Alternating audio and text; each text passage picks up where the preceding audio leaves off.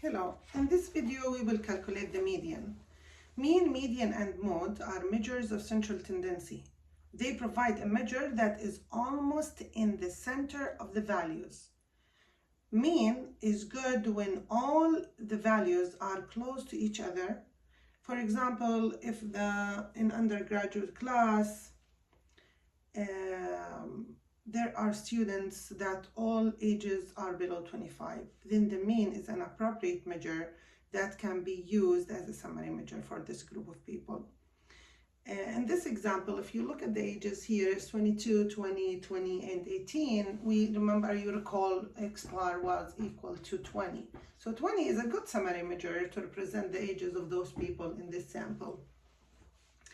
However, if let's say 22 was replaced with 62 instead, so if we have like a 62 person here, will the average be 20? Will the average represent all those in the sample? Let's see. So then 62 plus 20 plus 20 plus 18 is equal to 120, and if you divide 120 by 4 to get the average will be 30.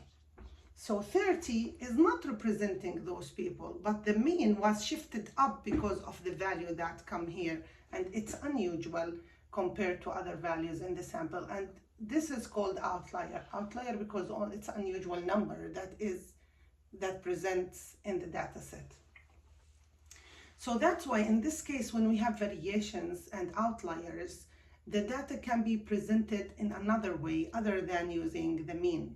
So we use something that is rank oriented rather than using something that is value oriented. So mean is sensitive to values in the sample. However, median is not sensitive. It's robust and can represent the data taking into consideration the extreme values or the extremely low or extremely high values such as outliers, and take into consideration the variations between the numbers in the sample. So the calculation of the median requires 3 important steps. First, sorting the data. I will start with odd sample size number. Let's say we have 5 people and we have another person that is 20 years old. So the first step in calculating the median, and you should always memorize this and always recall this, first sorting the data, sort. So when you sort, you just go from lowest to highest. So we have 18, 20, 20, 20, and 22. I'm going to use the 22 instead of 62. So now we sorted the data. We know that n is equal to 5 in this example. So second, we calculate the rank. Calculate rank. So the rank is n plus 1 divided by 2. This is the calculation. This is how you calculate the rank. So we have n equal to 5, which is 5 plus 1 divided by 2, which is 6 divided by 2 equal to 3. So the rank number 3 of the sorted data. So 1, 2, 3.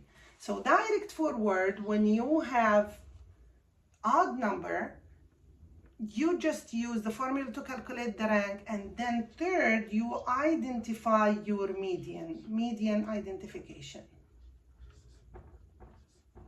How? We just look at the 3 and we go and count 1, 2, 3, and then the value number 3 is the median, which is the value number 3, which is 20. Direct forward when you have odd number.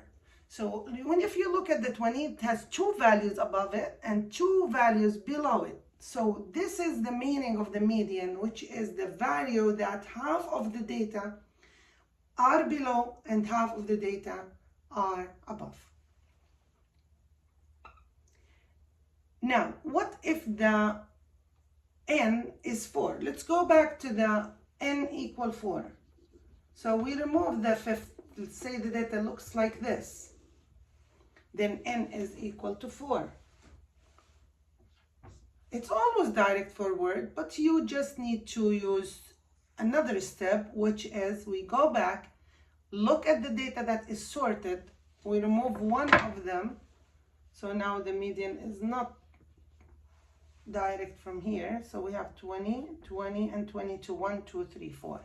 So now what we do the same, but instead of 5, we do 4 plus 1 divided by 2. And equal to 5 divided by 2 is 2.5. 2.5 is between 2 and 3. So this is the 2.5. So what we do, we take the values, both values for 2 and 3.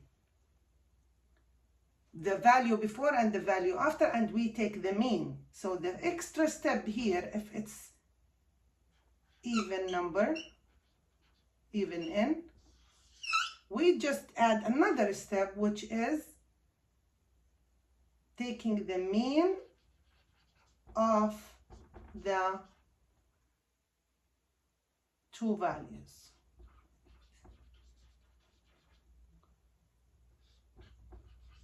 Which is 20 plus 20 divided by 2.